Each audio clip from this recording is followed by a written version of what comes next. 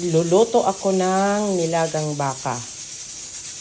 So, ito yung aking sahog. Naka-prepare na. May gabi tayo. Mais. Tapos, ayan, yung pichay. Chinese. Ayan, gusto ko pag nilaga, mayroong celery. Ayan. So, kung pwede pa lang lahat, ilagay mo na. Pwede.